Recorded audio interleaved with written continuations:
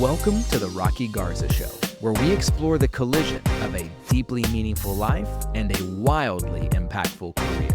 I'm your host, Rocky Garza, and with over a decade of experience as a coach, consultant, and keynote speaker to many Fortune 500 companies, I'm here to share personal stories and expert advice to help you gain clarity, build confidence, and discover that you too can build the life you actually want. Whether you're a high achiever looking for a more full life or a leader striving for professional success with purpose, this podcast was designed with you in mind.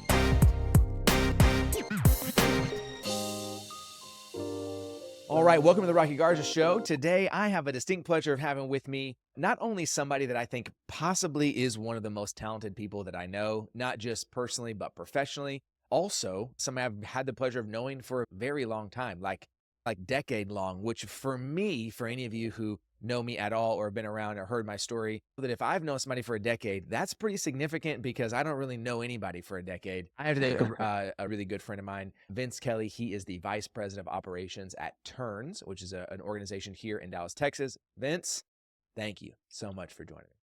Thank you. That was so nice. 10 years is the fact that I've been doing anything for 10 years is starting to get scary. Yeah, listen. This is what they talk about. Listen, I am almost a decade older and I still, what you just said, I feel like I've done something for 10 years. Like about a year ago, we crossed like the 10-year mark of doing Staff Retreat / Rocky Garza. And it doesn't even seem real. It's the only thing that's gotten better is my hair because that's changed a lot. You had to make some decisions on hair. There's some point you just have to choose to do something. But that's a really good transition to us. We're just going to jump straight in, Vince, because you are somebody Cool. that I often reach out to. If you're not, by the way, this is not a pitch at all, but if you're not connected with Vince on LinkedIn, he has stuff he's putting out. I know for next year, focus on looking at how people can get more of the proverbial Vince Kelly, his thoughts, his mind. So if you're not doing that already, pause here, go to LinkedIn, look him up. He's easy to find. He's got a great picture. He's got glasses, smiling. That's him there on LinkedIn. But let's jump in. You have, from my perspective, had a very unique opportunity over the course of your career. That your first internship, really where we met / hung out, and oddly enough, we worked in a lot of similar spaces. From your first internship all the way to your vice president of operations today, you have seemingly always, at least from my perspective, found yourself, and you have always seemingly from the jump been directly next to, in the back pocket of, on the right side, whatever metaphor we want to use, of the leader, the owner, the founder, the so-and-so of almost every organization you've been a part of. And I say the 50-50 part because I think from what I've been able to see in some of those organizations we've even worked together on, also the leader in a sense, and I don't want to take anything away from the owner or founder of any company you've been with, but you have both been to the right side of, the direct right hand of, and simultaneously many times really left to go, hey, you got this thing, good luck and let me know what you find. What have you learned / what have you seen / how has that shaped what you know about life, business, people? I think we're going to get to a question later on that you do a really good job of taking culture, execution, results, and marrying those together. So we'll get to that in a little bit. But what have you seen and learned? I don't know anybody else who's had the experience you've had with business companies and things like that. I love it. Yeah, thank you. That's very kind of you. Some of you just said culture, execution, results. I actually don't think those are three distinct things that's muddled together. And that's been a big piece of how I view when we use the word culture. So I'm excited to talk about that. Man, yeah, leadership has been a funny journey for me. I didn't grow up around it. I have a beautiful family. I have my family made very purposeful decisions around the community that they built and how they spent their time. And I think it was amazing. And I really didn't find myself around leadership. And so I didn't really know what it was. People other than me saw potential in me that I didn't see.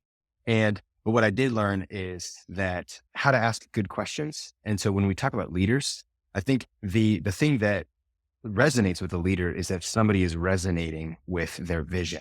Somebody's resonating with their why. Like, why am I on this planet? What am I here to do? Big picture. And often what I have found in organizations is that's a struggle. It's a struggle to communicate with the leader in a way that it's vision, because we've got all these but ifs, what if, how do we, what if we could, like just very in the weeds questions that can block us or that can communicate. I actually don't really care about the vision because I'm just more worried about what I'm going to do today. And being able to bridge that gap is something that's really hard to do, but really important. And so I just had an opportunity young to be, because I was curious to be like, well, why do you want to do that? I was talking to a guy this weekend who wants to build bridges. He currently builds ovens, like huge, massive 100-foot tunnel ovens. The way that his face would light up was somebody's asked me about my bridges, and not about the cost of the bolt, but about why I want to build bridges and why I think we're drastically underfunded doing this in the United States. It was a fascinating conversation. So we're in typical fashion, we're going to go reverse. So we're going to start Cool. where you ended, go back the other way. And I think it builds that way. First of all, did you say 100-foot oven? Yes. I don't Like, even it's called know. Maybe that's a different Yeah. episode. You can break. I don't even know what that means. It's a tunnel oven where your big loaves of bread that you buy in a grocery store go through. And it's Start at one end, like, cook it to the other end, blop, it pops out. change the temperature, change the stages throughout the oven. Hey, we're done. It's been a great pleasure. Thanks for joining us today. You now know about 100-foot ovens. You said something that I think is really important, and that was where you found a way to begin to bridge the gap, and I'm going to throw a second word in there, between vision and the needed execution to see the realization of that vision. You found that the space between vision from said founder, execution to said people, was your capacity to hold the space between those two things by being curious, and your willingness to ask the potentially sometimes uncomfortable and or what you feel like, I assume, very necessary questions that the average person maybe isn't asking because they just feel the need to go be a doer, has landed you in this space where I'm going to use the word translator. So there's typical EOS, Rockefeller habits, pick whatever category you want, right? We have a visionary, we have an integrator, and every company needs both. And every person who's a visionator says that they're the visionary and the integrator, and they're the 1% who gets to do both. And the reality is they don't, but most visionaries say they can do both. And so, by the way, if you're listening and you are for sure a visionary and you often tell your team that you're both, you're wrong. You don't do both. You're a visionary. Please go really on hard. integrator, and everybody will be happier. In that, your capacity to create the resonance. So we're going all the way back. Maybe I'm learning something about you, or maybe giving language to something.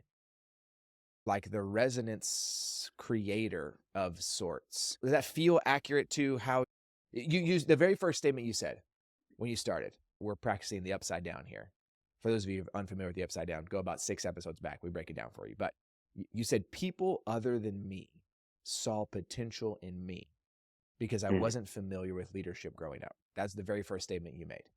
But I think that from the outside, that's one of the things that you do for people in every position you've been in, is you've towed the line between vision and why, potential in people that they don't see in them. And that sort of creates this resonance that maybe we'll dive in a second. Maybe that's more what culture is. Can I exist in this place? So does that seem accurate? Yeah, it does. It does seem accurate. I have a personal value, but then I don't want to make this about me. I want to talk about what I get to do. But my personal value, one of them is optimism. Anybody who's hung out with me a lot can know that I can get pretty narcissistic about the world. I'm not talking about being bubbly and always positive, but optimism means seeing what's possible. Optimism is not about just rainbows and butterflies.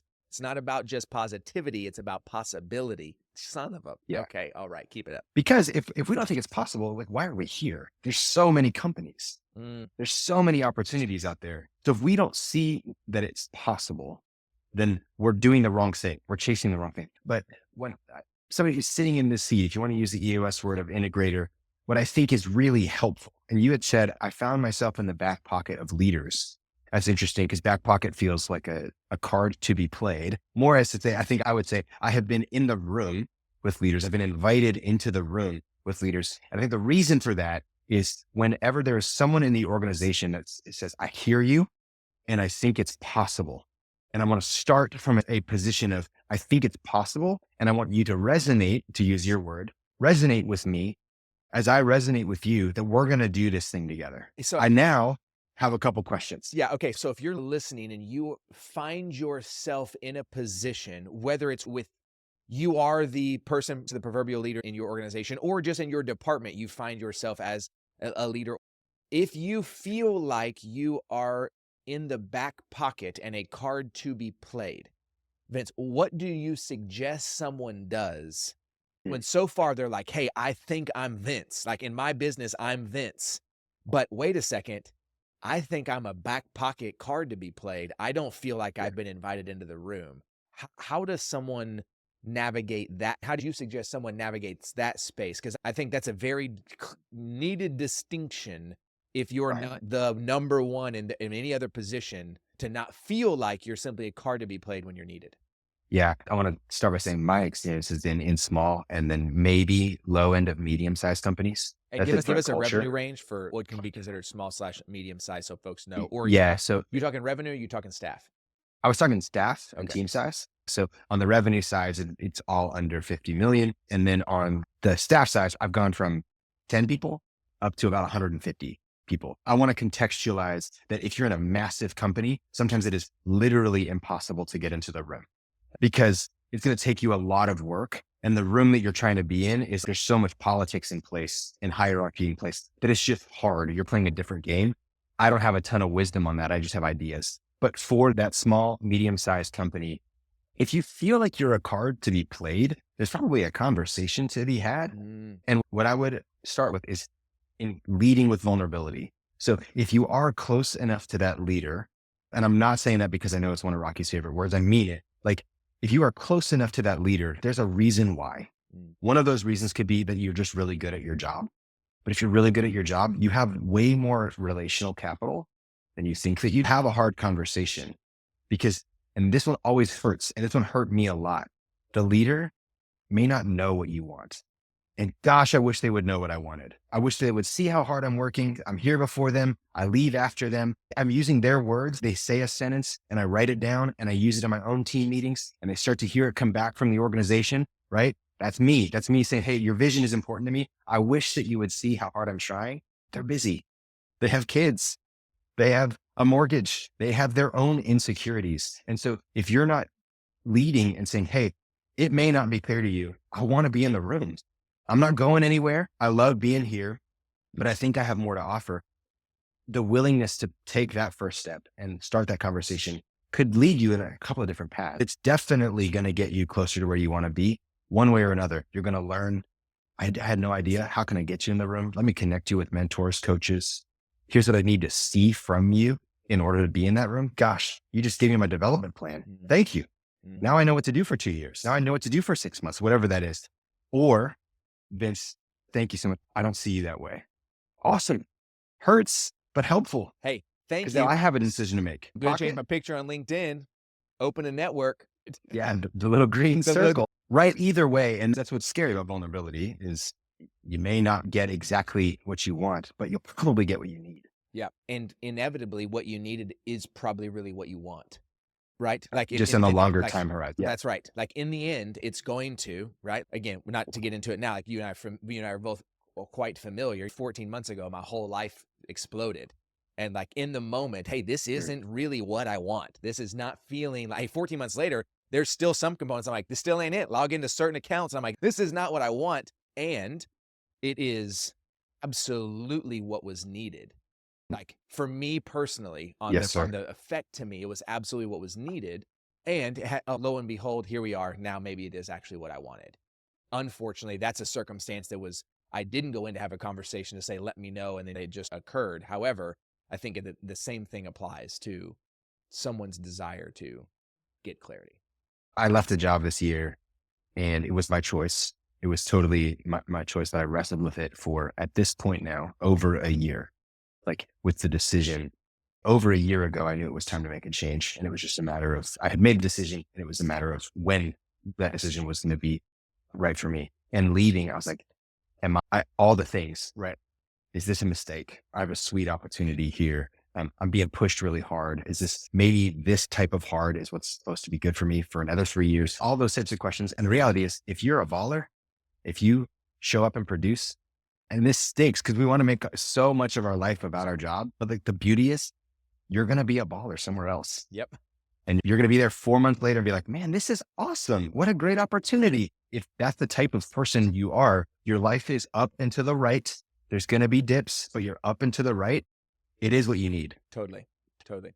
If someone is in a spot where they're not necessarily close enough to, they're not in close enough proximity to quote unquote, the room, capital T, capital R, like the one, How have you found, whether yourself or as you've watched other folks in organizations, can someone make a difference?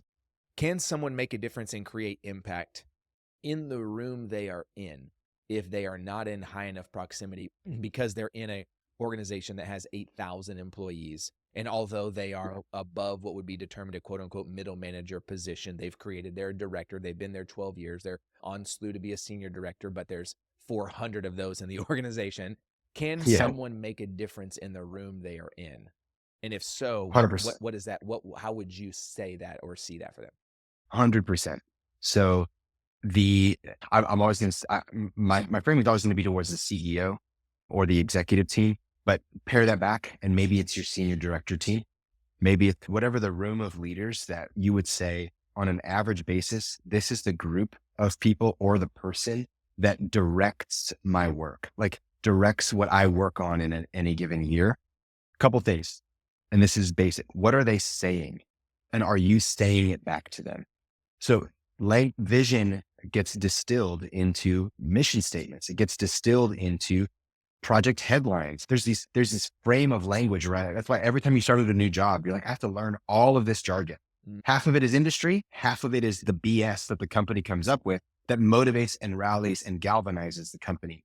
Take a note. Very literally, just take a note, because what you're going to start to learn to do is connect what you're doing. So I make this report, and this report directly drives this sentence that you've been saying all the time. So can I make an impact? The fact is you are making an impact. And what you're probably not doing, again, if you're listening to this show, you're making an impact. If you're listening to things that are trying to get better and you're trying to push yourself forward, I'm talking to you. I'm not talking to everybody on your cohort. I'm talking to you. You are making an impact. What you might be struggling with is you're not communicating that impact.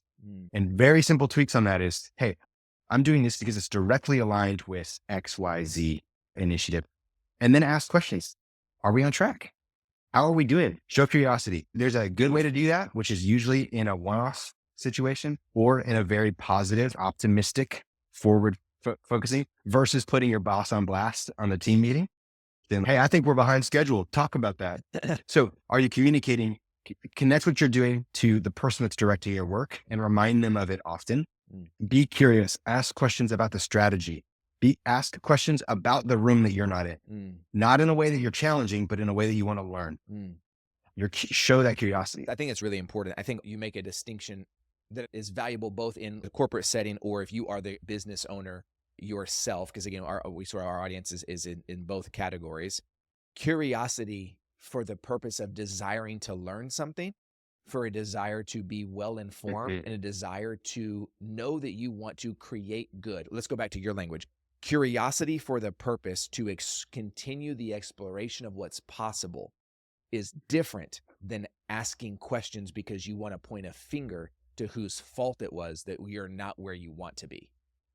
100%. And again, I think oftentimes we can get thrown into just ask more questions and we villainize be curious. And that's Rocky, that he's the question asker. That's so-and-so, they're the debater. That's so-and-so. They've always got a question about something. They can't just do what we say. We put it out there and they can't just go execute on it. They always have to have a question about it.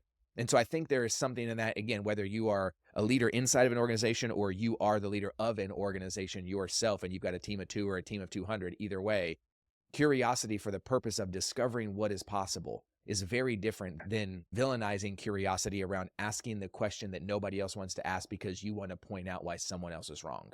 100%. Yeah, there's definitely a difference there. One of my favorite questions is, what do you feel we have learned since that initiative was put in place? How have we grown since we put that initiative in place? Because if you're a leader listening to this show, what you know is we zig and we zag. You're going to call a shot at the top of the year because with all the information that you have, it is the best direction to go. But to foolishly assume we're going to do exactly that, here I am on January 1st saying, here's exactly where we're going to be on December 31st. Nobody calls that shot. That's not how it happens. We're going to learn and then we're going to zag and we're going to go. We're still moving forward. If you can then show yourself by asking questions, what have we learned? That allows them to change. And that's why next quarter, we're going to be doing it a little bit like this because we tried something versus, hey, I think that thing seems to really fall flat on its face. What now? Yep. Yeah. No, Those we are learned, spent time. two very different Yeah. things. What do you, terrible question. Okay, let's do this, and we'll try to drive this to the end for us. You made it. I made something said earlier, and then you followed up, and then we let it hang out there. So let's come back to it. I think oftentimes, especially in my experience in coaching and consulting folks, like culture, execution, results. Those are 3 words, and you can change those 3 if you want. But I think oftentimes we have a department for culture. We have a department for execution. We call that operations. We have a department Mhm. for results. And so that's either our executive team or that's our sales team, let's call it. Each of these have their own functionality, right? You don't hire someone who's your software engineer to also drive sales for you. If that's not their sweet spot, we wouldn't necessarily lump it all together. Tell me from your experience, because I think this is something I find I come to you often to get your perspective on it, because I think you're really good at it. How have you found leading people where culture, execution, results, and so on are not necessarily all tied together? Or sorry, where they are more tied together than they are 3 separate things to go, your culture's over here, now let's talk about this, sort of the integration of all those things. Yeah. And I don't want to talk down. I don't want to talk down on what an amazing culture department do, what chief people often can same. do. Yeah, and this is not my favorite people in an organization are the chief people and culture officer, because that's who brings me in. Talk about how critical it is and how do we treat it as an integrated component of everything rather than a singular thing we do once a quarter. Absolutely. Yeah. That's what we need from those people is more presence. They need to be in more rooms. They need to be in and see, hey, culture and people, it's our most expensive asset is the people that we have here, unless you make 100-foot ovens, I guess. This is it. And so we got to make sure that they're humming. Yeah. You talked about culture and how it's not separate from execution or results. So to me, Travis Penfield, a guy I work for, he runs 49 Financial. He has this great phrase we would use all the time. Culture is what you tolerate. And so it's not the t-shirt. It's not the happy hour. It's not casual Fridays. Those things help, but that's just an infusion of positive feelings and an infusion of, hey, a reminder that we should get to know each other. Those things are beautiful. And we need more of those big group retreats and things like that. Those are huge for culture. But if you say that culture is not what I infuse, not what I add in, but what I tolerate, execution and results are a big part of that. And so this is going to sound very operations for a moment, and there's a purpose for that. Every week, my team starts with a meeting. We pull up our shared task board. And in that room, I have people from different divisions in the company. So some of that's accounting and collections, some of that's customer success, some of that is different operational verticals that we're driving. And they're all publicly committing to work. Here is what I'm going to be doing. And I want you to see it on a board and I see where it is. And I'm going to talk about it. I'm going to give an update if I need to give an update, or I'm going to say where I'm struggling if I need to say where I'm struggling. My due date is there. If it's in the red, then everyone can see it. And so that is creating a culture of accountability, of transparency. So now all of a sudden, that's what we're doing about our work. It's our execution. We are creating a culture of accountability. Did you do what you said you would do? And transparency. There's nothing to hide here. You're safe. We're having a safe, psychologically safe conversation around work because who else's name is on that board? Vince. You know who else sometimes has a due date that's behind him and it's still stuck in progress? Vince. And I lead from the front and I communicate, here's why, and here's what I'm going to do about that. Here's where I need help. So operations meeting that I think is really important, and that is the capstone or the kickoff of the week. But in that time, it's very purposeful to say, here's what we tolerate. It's also the first thing in the morning. Why? Get here on time.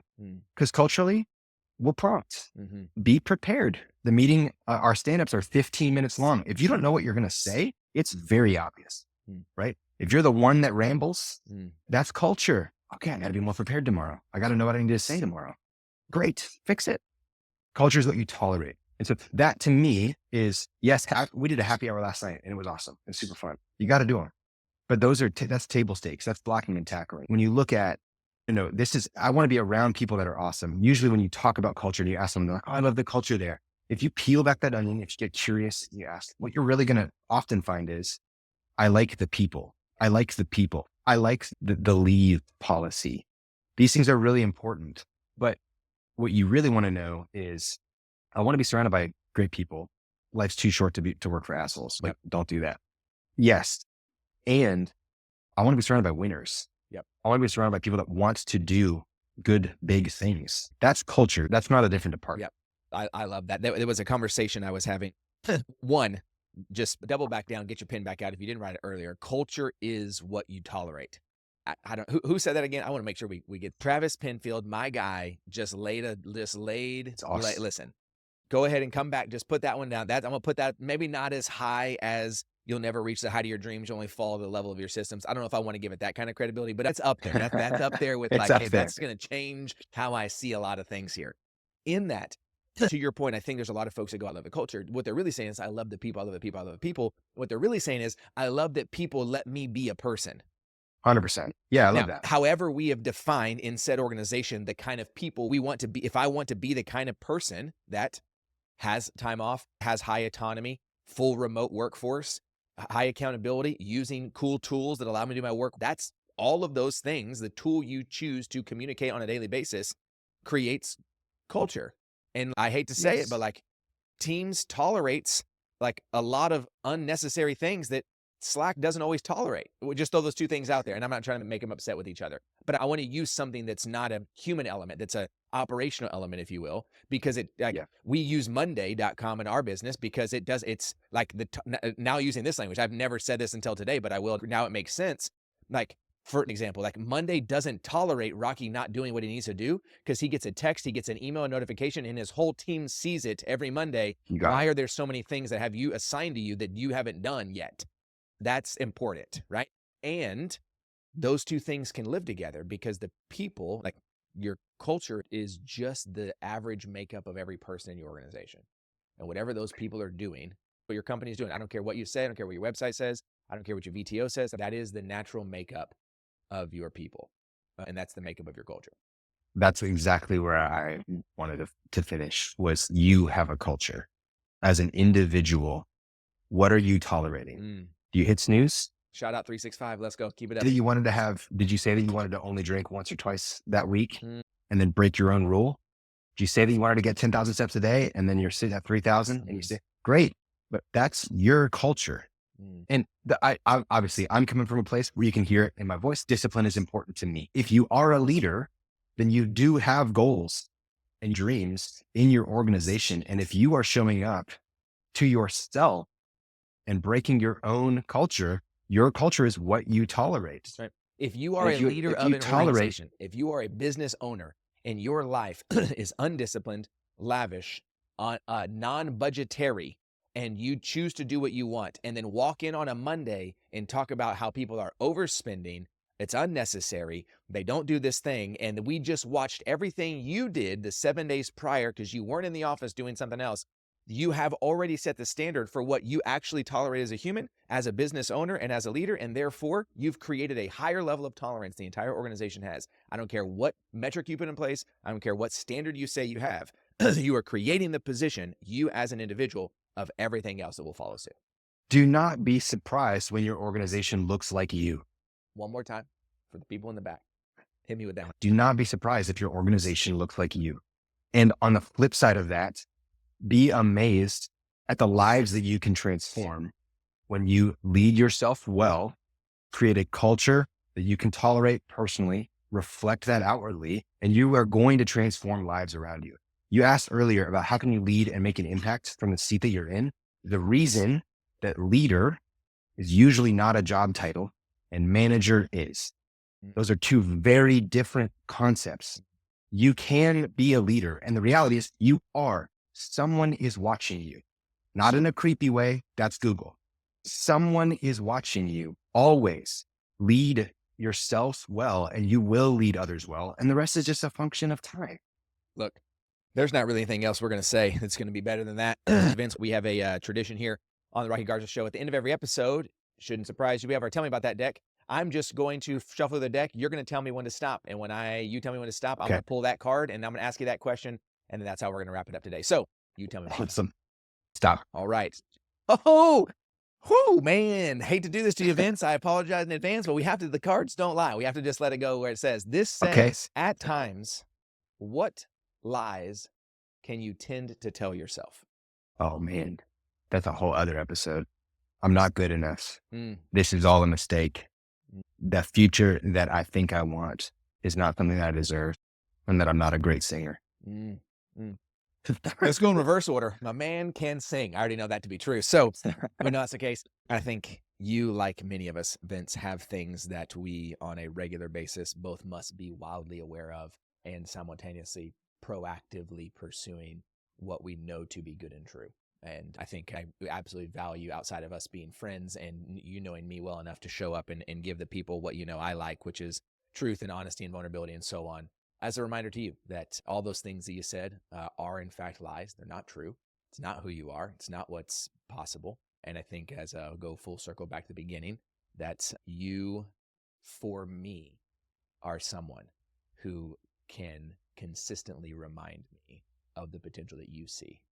And as somebody who is often on the other side of that equation, it is both immensely valuable and simultaneously, I'm immensely grateful for you and that in my life, as well as the many lives across multiple organizations, and most importantly, the current organization you're in and the most significant organization, the one your front door every day when you walk in, that sees that and resonates with your vision, allows you to be in a space where you take said vision and execution and marry those together, both personally and professionally, and consistently driven by the curiosity you have as a human being. Cannot thank you enough. Thank you so much for being a part of the show today, Vince. For those of you who are listening, Sounds fun. if you haven't already, as I mentioned before, go to LinkedIn, check him out, look him up, Vince Kelly. Look for what he is up to in 2025. If you are looking, just thoughts, ideas, my guy is always open. He is very disciplined, so don't send him a LinkedIn message and think you're going to get one back in 2 minutes, but you will get one back at some point. So hit that up if you have thoughts or questions about culture, about people, and just general advisement on how do you make a difference in the seat that you're in. Thanks again for being a part of the Rocky Garza Show, and as always, a reminder to you, let's keep going. Let's go.